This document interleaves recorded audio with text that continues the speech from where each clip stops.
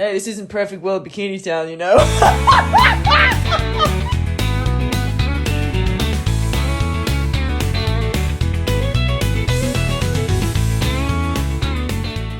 Okay, thumbs up. Thumbs up means we're good to go. And we have Cal in studio. What's up, guys? Welcome to the first episode of Perfect World Bikini Town. Woo! Where it's not Perfect World Bikini Town. And that's the point. I think that's going to be the whole point of the podcast. We don't know what it's about yet, right? It's episode 1. I thought it was very important for me to talk about my recent, I'm putting this in quotes for the audio listeners, diagnosis. I don't like to say diagnosis because that's so fucking stupid because it's all in my head. What am I talking about? We'll get to it in a moment. But what the podcast is going to be about, I just think it's so funny that guy said, I'm losing followers because I started posting real stuff, right? But I've been posting ever since my Instagram kind of took off in, I want to say about March when I released my special. It's called Plant Medicine. It's on YouTube. It's got about 117,000 views right now, babe. So if you want to go and watch that, you can. It's all about my journey, about how I hated myself my whole life, about how I found plant medicine, about how I came back to comedy after I had quit, and about how it has changed my life. And it's shown me that, number one, I should be in comedy. And number 2, I can help people with my platform, which is what I'm doing now. And to be quite honest, I didn't want to shoot this podcast today because I don't want to keep talking about this thing. We'll get to it in a moment. But anyway, I think it's so funny that guy said Perfect World Bikini Town. And my logo is so funny. And I made it with AI because I don't have any money right now to pay a real artist. And the fact that Perfect World is spelt incorrect is perfect. So it's spelt PERFCTWORRLD. Perfect World Bikini Town. So that's where we're at. We're at episode 1. It will get a little silly. It will graduate into having guests and doing cool stuff like that. But right now, I think it's important to talk about what's going on in my life. And that's why I just wanted to get this out of the way, because what I uploaded the other day on my Instagram has been helping people, and I'm all about helping people. And so here we go. So it's going to sound worse than it is. I don't want to say I was diagnosed because I diagnosed myself with TMS. It's called tension myositis syndrome. It is basically where your brain gives you physical injuries. That bell was from Cal, my cat. Your brain gives you physical injuries instead of feeling emotions. So it's, oh God, you can hear the cat making love to the microphone. So basically, instead of you going into a rage or feeling, oh, my dad never loved me or whatever you're feeling, instead, your knee will hurt. And you didn't actually hurt your knee. It's actually crazy. The mind-body connection. If you don't believe in the mind-body connection, you're in the wrong place. You got to go back to the 1600s, okay? And that is a joke that I reused. And now I feel inauthentic because we had to restart because I couldn't hear because I was talking in the room. Now I have headphones on and I reused the 1600s joke and I'm upset. Only one person knows and he's in the other. Anyway. So, okay. What was I talking about? I got to stop laughing too. So I had this session yesterday about this whole TMS. Okay. So let's start from the beginning. When I was 16, I played elite level basketball. I broke my pelvis. I got what is called Osteitis Pubis. It is fractures in your pubic bone. Okay. A lot of AFL, Australian rules. What's the AFL stand for? I've been away from Australia for so long. Australian Football League, Australian rules football. A lot of those players get it. And I just so happen to get it because I'm cool like that. Actually, to be fair, 3 ladies from my team got the same injury. So I don't know what kind of weird squats our coach was making us do. That sounds sexual. It's not. So basically broke my pelvis when I was 16, had my dreams of being an Olympic athlete dashed. I went into a depression, a spiral. I went from being an elite athlete, training every single day, every single night, and with aspirations to play here, there, and everywhere else, to drinking, smoking, taking drugs, and all that good stuff, crying myself to sleep. That was a favorite of mine. So basically my whole life, quote unquote, was ruined. So then following that, for the next 20 years, I identify as somebody who is injured. There was even a point in time, about 5 years after the surgery, I went back to the doctor and I was like, hey, bud, I'm still having pain. I don't know what to do. So basically with this surgery, there is a 70% chance that you will get completely better. There's a 20% chance that you will get better, but you will not be fixed entirely. And there is a 10% chance it doesn't work. So I was in the 20% where it kind of works. I'm just going to take Cow's bell off. Yeah, let me take it off for you, little sweetie. I can't find the latch. Oh my God, you're cute. Oh, got his bell. Here we go. Bing, bing, bing. So I was in the 20% where it helps, but it doesn't completely cure. Or maybe that was in my head too. You don't know because you're insane. We're all insane, and it's absolutely crazy that we're even on the planet, and our brains are insane. And I wrote down in my notes, monk on fire, because if you don't, it's funny because people are like, where's your proof? What kind of quack are you? I'm like, bud, there was a monk who set himself on fire and burned alive because he mastered meditation and he sat on fire. So if you don't think your brain is capable of crazy things, get out. Get out right now. So I went to the doctor 5 years later, and he was like, yep, no dramas. What we'll do is we will cut you back open again, and we'll put a steel plate. We will fuse a steel plate to your pubic bone. You're not planning on having kids the next 5 years, are you? And I was 24, 23, don't know. I was like, nah. It goes, you fuse the plate to your pubic bone for 5 years. All I thought was, how fun will that be going through the airport? That's all I thought. You fuse it to your pubic bone for 5 years, and then you come back 5 years later and they cut across the same scar. That's 3 times. If you're playing at home, that's 3 times the scar has been cut open, and they pull the plate out. And the idea is that the plate fuses to the bone and makes the bone more strong. And P.S., what happened in the first place in the first surgery is they scrape the bone. They scrape the top layers of bone off. They scrape those like fractures away so that your bone bleeds. I've bleeds in quotation marks. And it forms a paste and it makes the bone stronger. Is correct. So that's what happened to me. That's what I did. I went back in. I said, no, thanks. I will pass on the plate fusion. So this was in what? 2000, who cares? 2000 something. Anyway, so again, back to what's going on in my brain. What's going on in my brain is that for every single day of my life from the ages of 16 until about a year ago, I am telling myself and I am telling the world, I am injured, I have a broken pelvis. Every time I go into a yoga class, anybody have any injuries? Yep, me, I do. I have a broken pelvis. Anytime, this was like when it was really painful, like when I was back in the day, my friends would like go to the shopping mall. Oh, I can't go to the shopping mall because it hurt. Like I'm not making it up. It did hurt. Like I would actively avoid anything physical, like, oh, we're going just literally, like I said, going to the mall. Could not go to the mall because I cannot walk around for that long. I used to drive a manual car, and doing that action of putting the clutch in and out, that is, I mean, I think even a healthy person, that's probably not great for your leg to be going in and out all the time.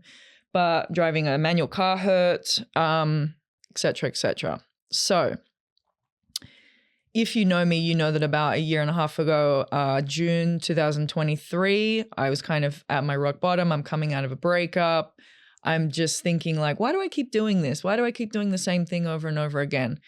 And so I go to this event in Austin. It's called Awaken, hosted by this guy, Danny Morell. If you want to get a picture of what this guy is, imagine like, I don't like to compare him to Tony Robbins because he's absolutely nothing to do with Tony Robbins. But when you're trying to get an understanding of like what this event is, it's like a Tony Robbins event, but instead of him like yelling about real estate or whatever he's yelling about, it's healing.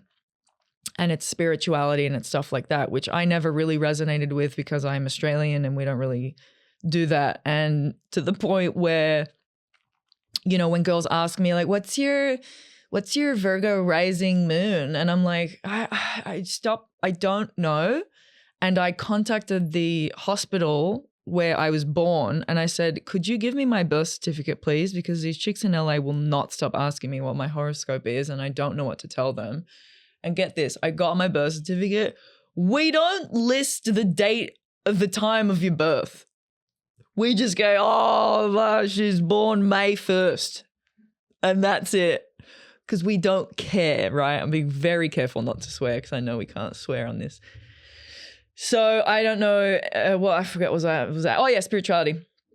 And so I think it's even actually more important that I am a convert and that I didn't believe in any of this stuff or care about any of this stuff or know about any of this stuff or think that any of this stuff affected me. In fact, I remember doing copious amounts of cocaine at my friend's house one day and he was like, you know, you're messed up. And I was like, nah. Give us another line. And he's like, yeah, no, you're not well. And I was like, nah, I'm good. I go, did my parents get divorced? Yeah. Did it affect me? No, I'm good. Now give me another 12 lines so we can stop feeling feelings, you know? And it was like literally years later, I called this friend and I was like, do you remember a couple of years ago where you were like, you're not okay?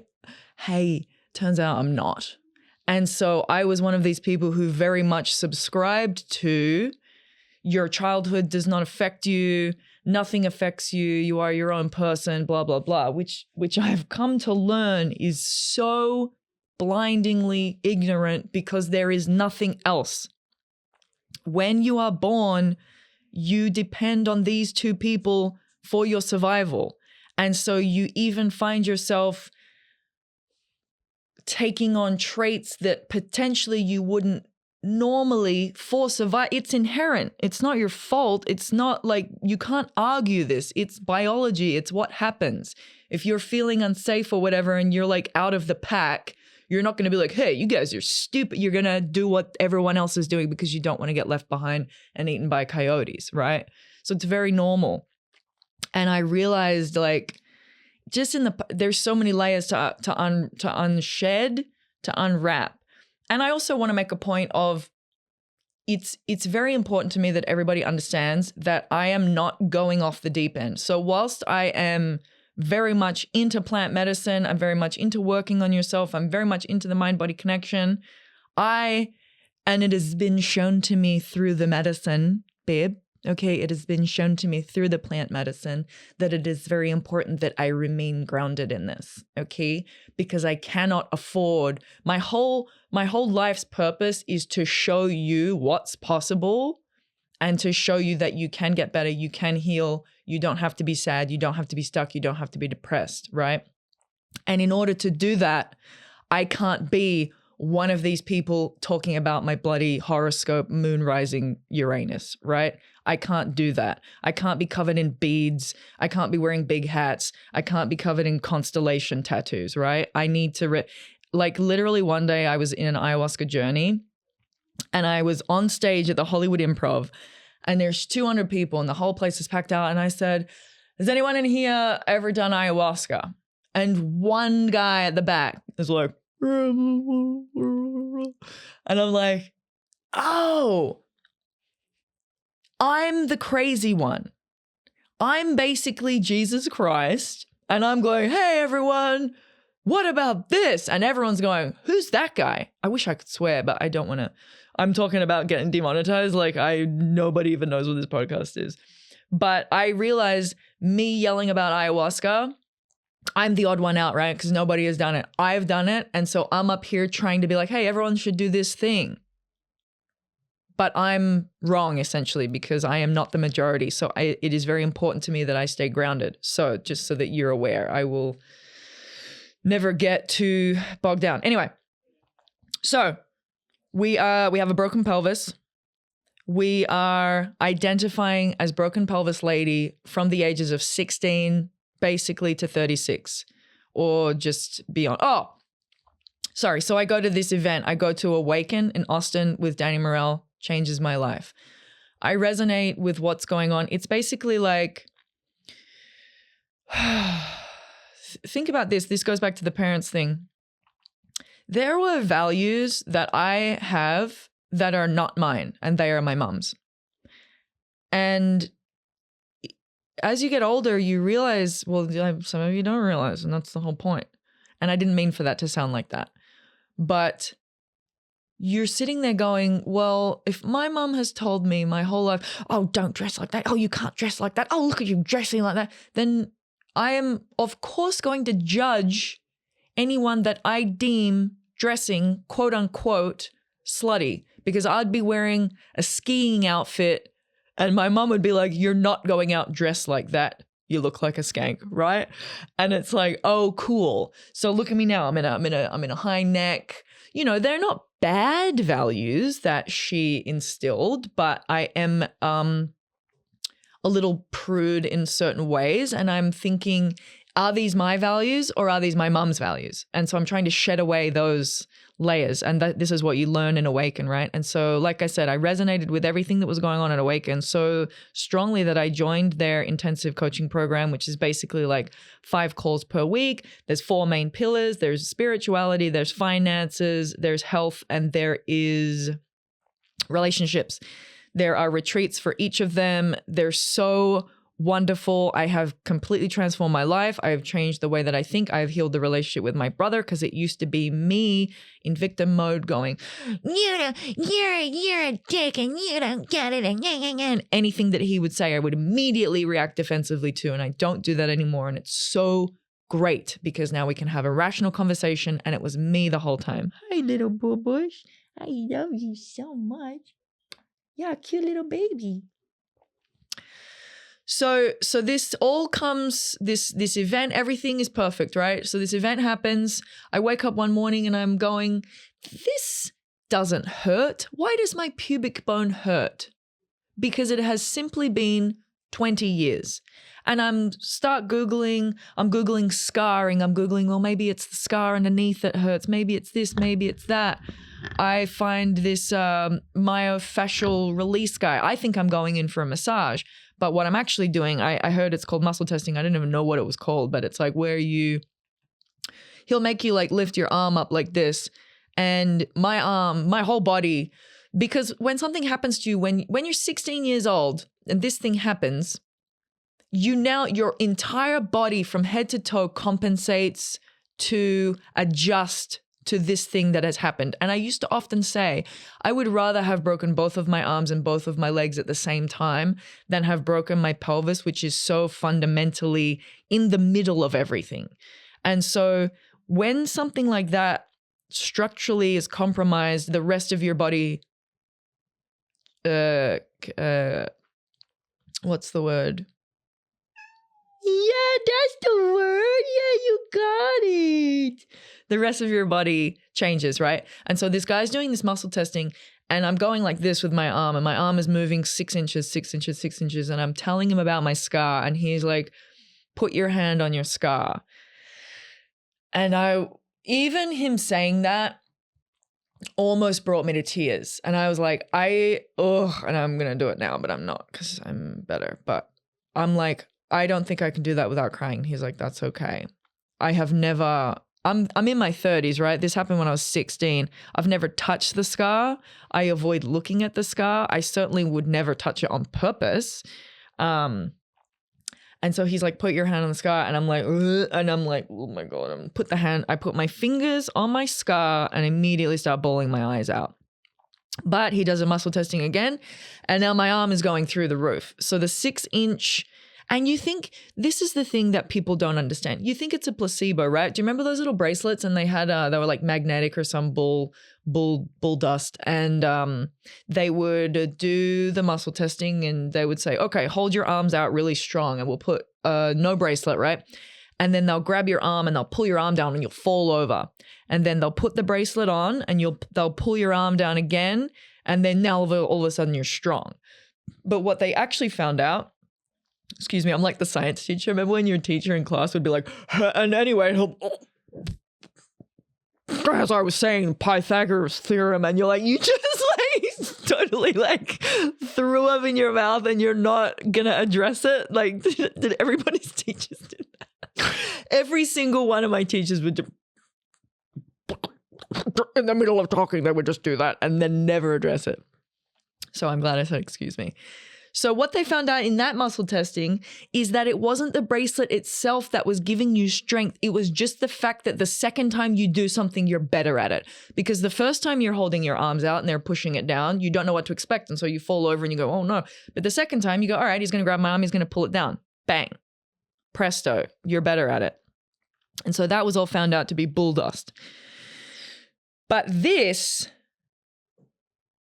is so wild that you can literally put he can do the muscle test. It goes six inches. You touch the scar, it goes 35 inches. You take your hand off again, it goes 6 inches. You put your hand on again, it goes 35 inches.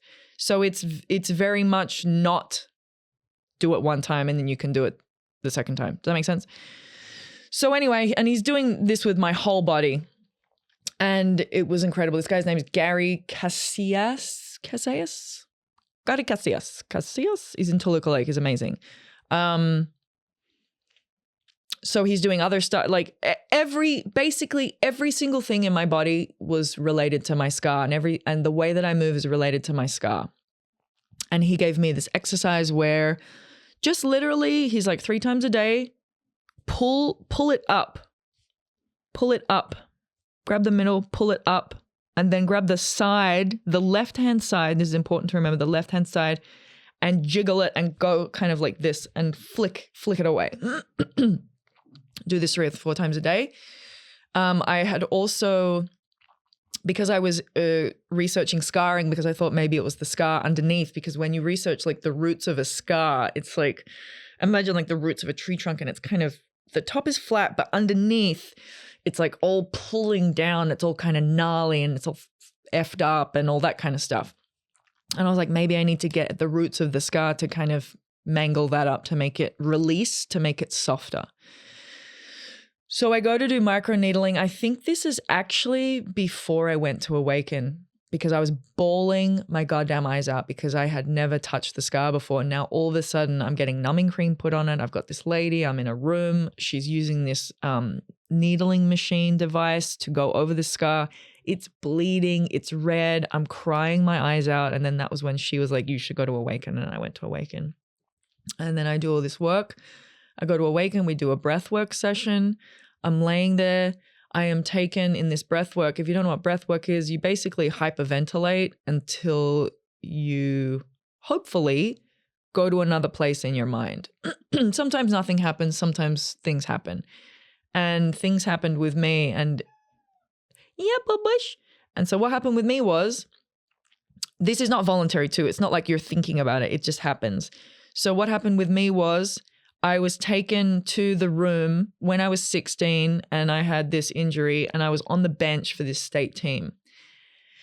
And it was the moment where my coach was going to tell me if I made the state team or not, because I'm basically just a liability. I'm just sitting on the bench and they're waiting to see if I get better or not. And if I get better, I can, if I come, you know, and he's making the decision about whether I get on the team. He says, sorry, you're not on the team. I'm crying. This is, like I said, I lost my mind. I started doing all the things, blah, blah, blah.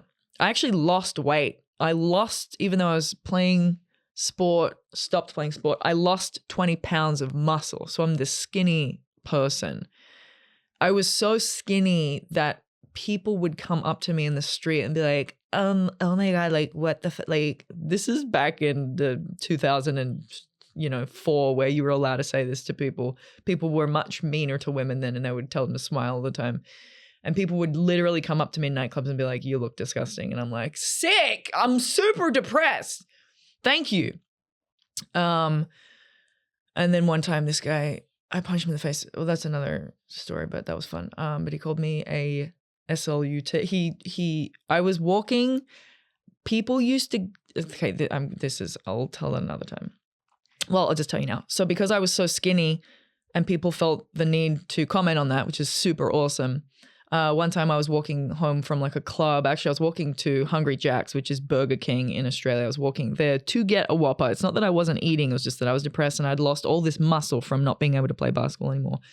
And I was walking to Burger King and this guy was like, hey, babe, what do you do? And all I did was give him the finger. And he turned around and he said, F you, you effing anorexic slur.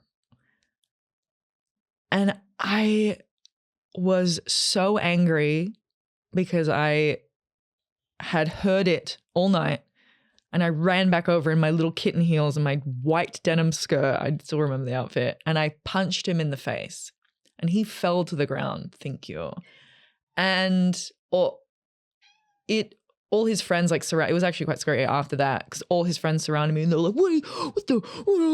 And I was like, whoa. I'm also literally walking into Burger King right now to order. So anyway. So where were we? Oh, so I've lost all this weight. I do this stuff.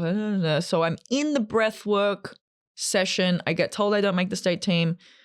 My life, I'm crying my eyes out in this breathwork session, by the way. It's this beautiful space. We're all in the JW Marriott in Austin. There's 1,000 people in the room. I'm on my back. The lights are down. Everyone's crying. Everyone's having these emotional releases. It's very special. I don't know anything about breathwork before now.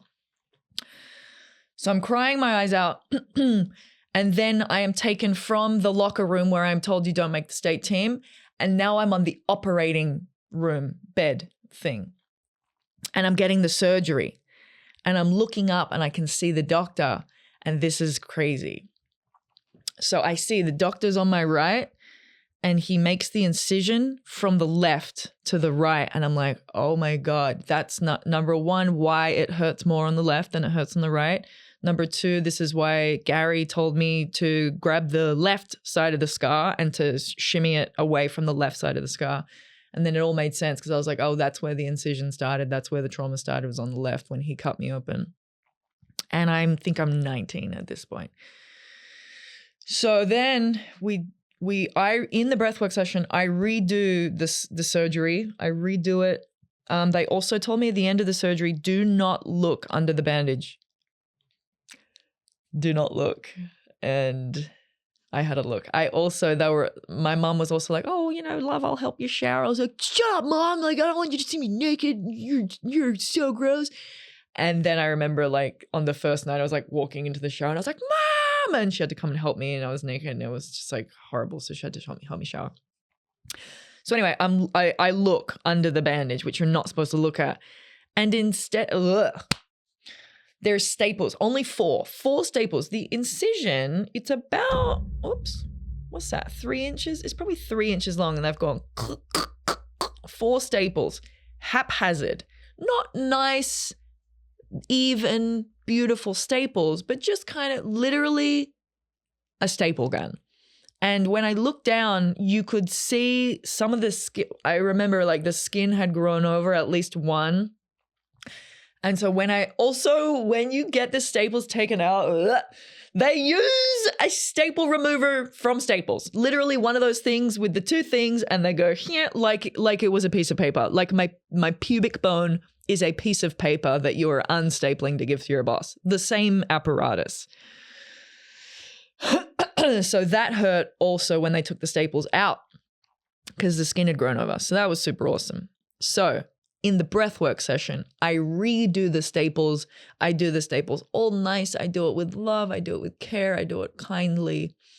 And then in the breathwork session, I am then taken back to the locker room with my coach, Craig, at the time. And I realized in that moment that moment in my life was not the worst moment of my life. It wasn't the point where I lost everything and I ruined my life and all the rest of it. It was actually the best moment in my life, because if that didn't happen to me, then I would be playing women's basketball for the rest of my life. And nobody wants that. Okay? Nobody wants that. So I love where my life's at now. I wouldn't be in this room at this time with these people. I wouldn't have known my life's purpose. So I reframed that memory. I reframed that image that it's not the worst moment of my life. It was the best moment of my life. And I swear to God, I have had no pain ever since. I'm going to cry. Let me have a sip of water. Perfect. Well, bikini down.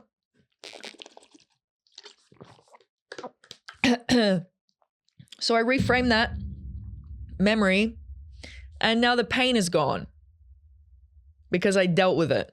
No, you're the best. Thank you. But you know what? Yeah, throw them in here just in case. We're throwing the tissues in just in case. Thank you. See that catch? I hope you got that on camera. What if this is my tissues, please? Just kidding. So, so that's where we're at for the pubic bone. Now here's where it gets interesting. If that wasn't interesting, you guys already tuned out, okay? Maybe it's, I don't know if it's interesting. So here's where it gets crazy. Now that I have shed that identity, I have shed the identity. I am no longer injured. This no longer bothers me. I'm now exercising for the first time in my life. It's so cool because I have not exercised. I am throwing myself into Pilates. Dude, I used to be so bad at Pilates. She would say like, there is basic, medium, and hard. And I could not even do the basic. I would do less than basic heaviness because I was so weak. My body was so weak from not working out. So now here I am. My life's changed, right? I am going to Pilates. I started lifting weights. It was so cool. Everything was so cool. My body was looking awesome. I was feeling awesome. Everything. I was just like grateful every day. I'm like, wow, I cannot believe this is my life. I cannot believe that instead of someone who is actively avoiding exercise and doing things, I'm freaking out if I am not able to. I want to exercise every day. So all of a sudden, December, oh, God damn it. So this is December 2023. So I'm basically pain free for what? Less than 6 months. My brother and I go back to Australia for Christmas. It is the first time Cal is literally pawing his hands at the glass to try to escape the podcast room to get eaten by a husky. Like, why? He's desperate to go and meet the dog. Meow. It's crazy. He's on his little back legs. So my brother and I, we go back to Australia. It's my first time being back in my hometown for 17 years. I have not been back. Why? Money. Okay. Cow, shut up. What should I do? Should we let him in the other room? Oh. You're to laugh, so. Great. Let's let him run around. Okay love that. Yeah, thank you. Yeah, he's such a cute boy. I love him. Great. But not the hallway door. This door. Yeah, that other podcast door. Great. Great. Love that. Thank you. Okay. That's why he was pawing at the door, because the dog has left. So now he wants to run around and do whatever he wants. Okay. So my brother and I, we go home for Christmas to my hometown. We're in the gym and I'm feeling so good. And I'm also like, not showing off. I want to be very honest and transparent. I don't know if I'm showing off, but I'm certainly very proud and want my brother's approval is very important to me. And I'm certainly showing him, look how fucking cool I am. I swore. Look how cool I am. Look how flexible I am. Look how strong I am. Isn't this so cool? Are you proud of me? Look how much I've changed my life. Like, this is amazing. Da da da da. I'm sitting with my legs out. We're at the end of the session. I'm stretching. Everybody in the gym hears this some crazy noise. And I'm like, oh my God, that is the most, I felt it through my whole body. That is the most horrible noise I've ever heard in my whole life. People are looking at me. My hamstring tore apart. My hamstring tore apart. So for no reason, I didn't fall over. I didn't do anything. I'm simply stretching, touching my toes. And so now I'm hobbling around. And the day after that, we have to go to my dad's house. And, you know, I'm I'm not best friends with my dad. Our relationship has certainly changed ever since I started doing this work. Same with my brother. Our relationship's definitely changed. It's way better than it was. But I am going to my dad's house the next day and I'm hobbling around, and now once again I'm injured. I'm an injured person. Hey dad, what's up? Don't mind me. I'm injured. Oh, we have to go walk over this bridge. I had to walk backwards because I simply couldn't walk forwards because of the hamstring. And this is the first injury I've had since healing my pubic bone. And I don't know what is going to happen because it feels pretty serious. It's pretty serious. I mean, I cannot walk.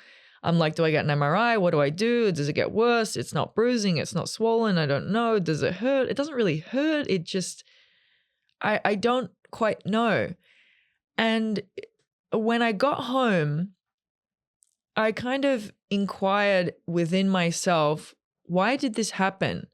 And this is when you kind of do this work, people don't like this part of it. And I didn't like it either. But you need to take responsibility for yourself. And people hate that, right? But I'm like, I did this to myself. And people are like, oh my God, you're victim blaming. And like, no, you're amazing. Like, I don't want you to get down on yourself. Like, well, actually, it's beautiful because if I did this to myself, then I can fix this myself. If I keep getting into these terrible relationships, like this is so hard to comprehend. This is, if I got into 10 bad relationships, I didn't get unlucky and accidentally like 10 men were mean to me. I did it myself. I allowed that myself. Nobody else did it. It's because I was not in a place where a guy goes, oh, hey, you're a bitch. And I went, cool, I'll stay. It's because I didn't have self-respect. I didn't know how to be treated. I didn't know that wasn't normal. I didn't know this. I didn't know that. I did it. And that's okay, right? And people really have a hard time with that. No, but these men are narcissists. It's like, dude, if I met a narcissist now, guess what? He wouldn't get 2 words out because I would know, because I've done the work and I know how to spot that now. But I have not been able to spot that until now. So it is my fault. I have been attracting the same guy over and over and over and over again because me. So I take this attitude into this injury and I go, how did I do this to myself? No one else did it. I didn't fall over. Nobody hit me. I wasn't hit by a car, nothing like that. This happened myself. So we're getting a little ahead of it because I had like a hypnotherapy session a couple of days ago. And if you don't, there's another whole thing about that where I had this pain. I had a pain in my chest for 20 years and I pulled it out of my chest through hypnotherapy. And again, I didn't believe in any of this before all of this. So we'll get to that later. But I'm going, why did this happen to me? Sorry, not that. Not why did this happen to me? That's a victim mindset. Why did this happen to me? Why did I create this injury? What is it here to show me? Right? And it's here to show me, who am I unless I'm injured? All of a sudden, this persona that I have created for myself over the past 30 years of being injured. Yep, hi, I have a broken pelvis. I have this, I have that. Now it's gone. I don't know who I am. I'm not special. I'm not interesting maybe.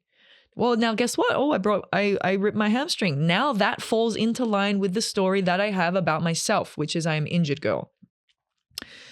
So I get home, I fix this injury, and then another one pops up. So let me take you through the injuries. I got 20 minutes left.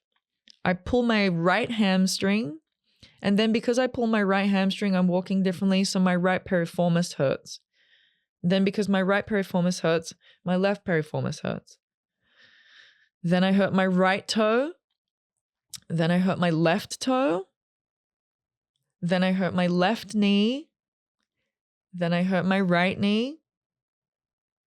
Then I hurt my right wrist. And then I hurt my right elbow. All in the space, maybe a year, don't know. But as one injury got better, another injury showed its little face.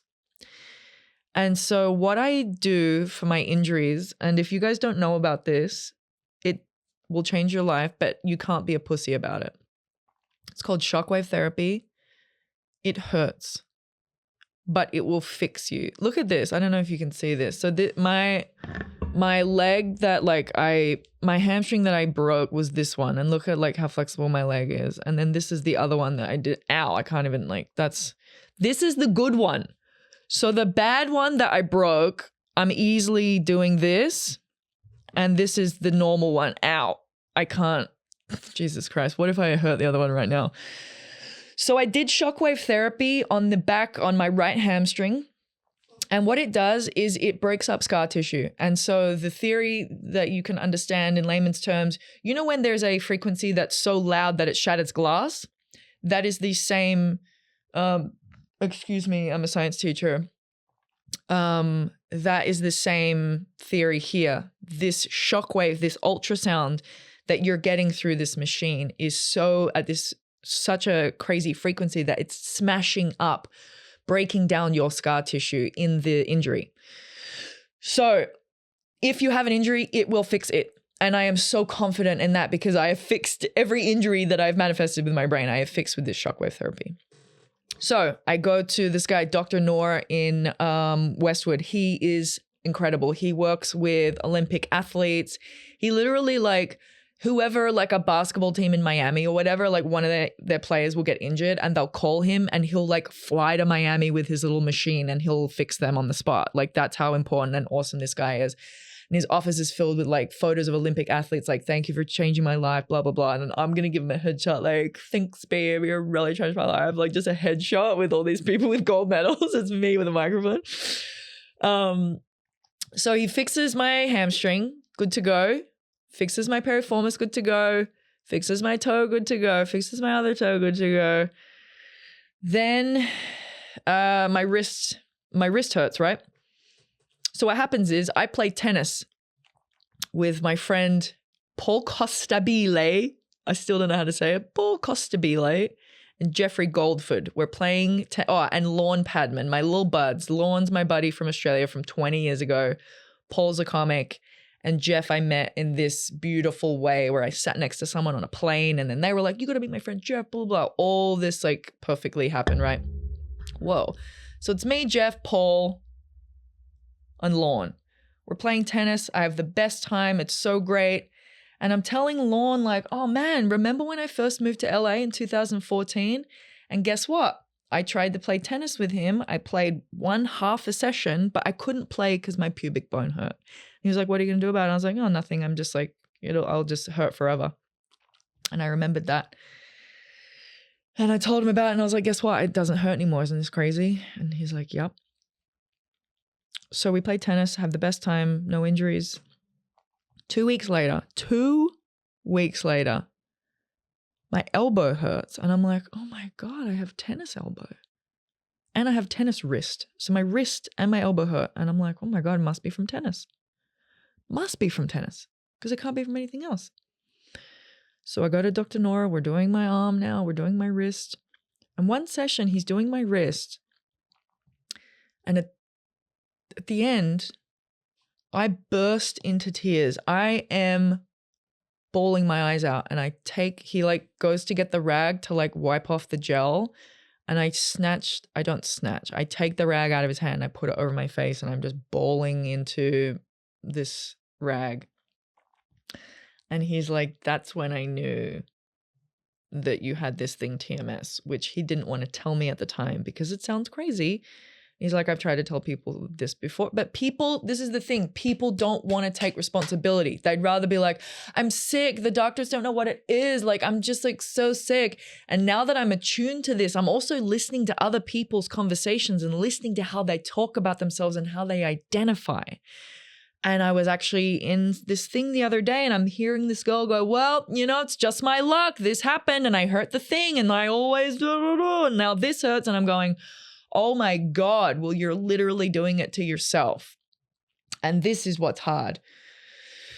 And of course, when he tries to tell people, hey, this might be in your head. And by the way, just because it's in your head doesn't mean the pain is not real. The pain is still real. And so he didn't want to tell me because he didn't know that I was already insane and I believe in all of this stuff.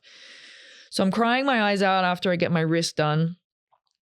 And then we're doing my arm, and then we're doing my knee. So I would go in there. I would go in there 3 times a week when I could, get everything done, because that's my life. Because I'm injured girl still, right? Mentally, I'm injured girl. And I'm also not making time to do anything other than focus on my physical injuries, because that is number one. Your health is number one importance, right? But we don't take into account our mental health. It's only our physical health. So anyway, I joke to him after one session and I say, oh, what do you think's going to hurt next? Like what, like, let's take bets on what the next injury will be. This is like 3 weeks ago, mind you. And he said, don't say that. And I was like, oh yeah, joking about it. And then 2 days later, I wake up with crippling back pain. And not like, I've had back pain before, I'm 6'1" almost, I'm tall, people tell you you'll get a sore back, blah, blah, blah, I have a sway back. I had scoliosis as a kid. I actually corrected that with yoga because I used to stand on one leg because I was so tall. I didn't like being tall. I would stand on one. Sounds like I'm a seagull.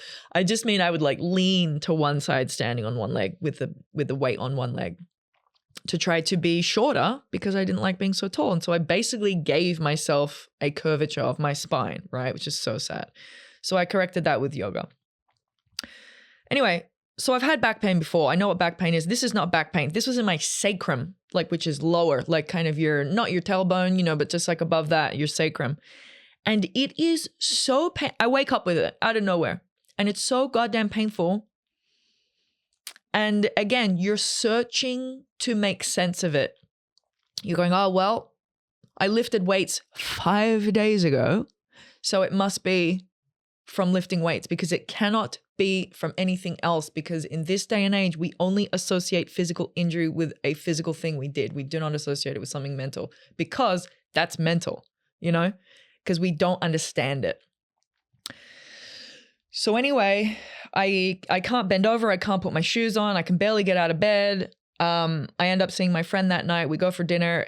I'm telling him this story and he goes, get this book. It's called Healing Back Pain. And I'm like, no, I don't want to get it. It's not, I'm trying to explain to him, like, it's not that I have back pain. Like, this is just a random, I don't associate myself with having back pain. This is just a random thing that happened. I just woke up this morning with back pain. And he's like, trust me, I'm not going to talk about it. Like, just get the book. And I'll go, all right, whatever. Because I trust what people, trust what people are telling you, right? Unless they're insane. You know what I'm saying? Like, when I was crying on the table, I trusted what this lady told me to go to Awaken, and I trusted her, and I didn't know what Awaken was, and I went and I changed my life. I trusted what this guy said. Hey, get this book. Things are in place at the right time if you listen. He says, get this book. I go, whatever, great. I trust that.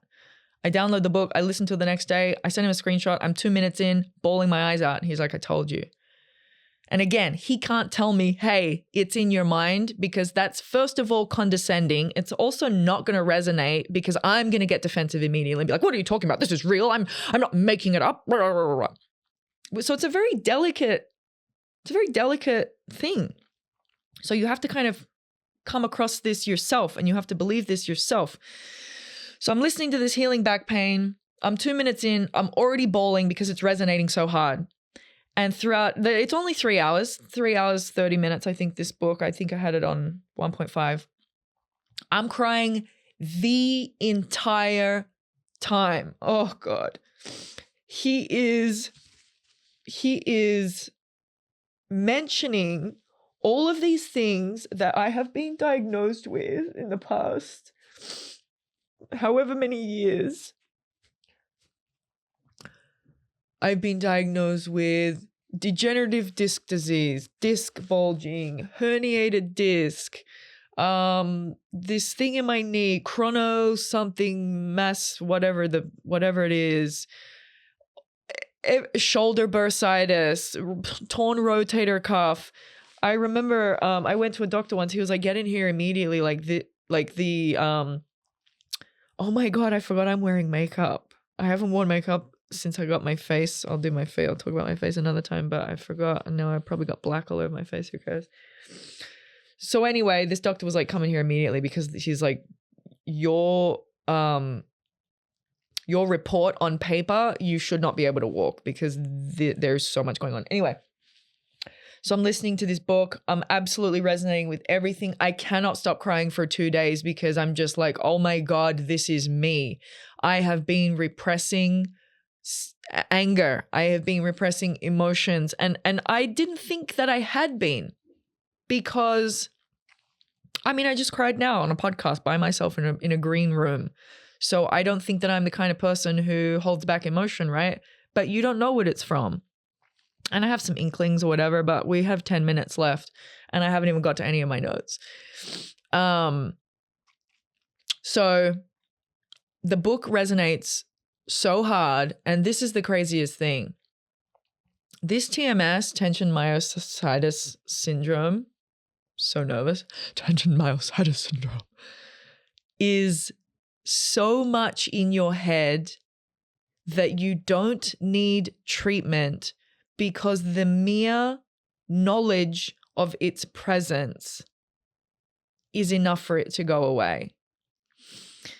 And so since diagnosing myself and since having such a visceral reaction to what it's all about and knowing for sure I suppress and hearing the words in the book of once one injury starts to go away, another injury starts to pop up. And once your brain associates that, well, your left knee hurts, now I can just do it in the right knee because your brain will associate those two things. And it's been so interesting this past week because I can feel all of these pains come up and I know that they're not real. And I feel like somebody sent me this meme, a snake's hiss is the loudest right before it dies. And I'm like, oh my God. So I wake up and because I've had this pain in my right arm, I wake up and the pain is exactly the same in my left arm and it's never been in my left arm. And now that I'm aware of it, I'm going, oh, you little bitch. Are you serious? Not today. And I'm also trying to retrain myself because I had a session yesterday and I was like, I'm telling it to F off. I'm telling it to F off. And she's like, don't tell it to F off. This is beautiful because unless you would never have got to this point, unless you had done all of the work to get to this point, this is beautiful. It is showing you that you are doing something that you can fix. And I could have been in chronic pain my entire life, but I choose not to be, right? And so these pains that are coming up, because also it's like, it's funny too when you talk to people who like don't have this kind of, most people, everyone's like, well, maybe you slept weird. Like with my back, they're like, oh, well, maybe you slept weird. I'm like, bitch, I've been sleeping for 40 years. I didn't just it's also like, I already told you what's happening and you're still trying to explain it away. I just told you what's happening. I've taken accountability. I found this thing. It's resonated with me so hard. The pain is going away and you're still trying to live in the 3D of going, well, maybe you heard it doing this. Maybe you slept weird. Buddy, I know how to sleep. I didn't sleep weird.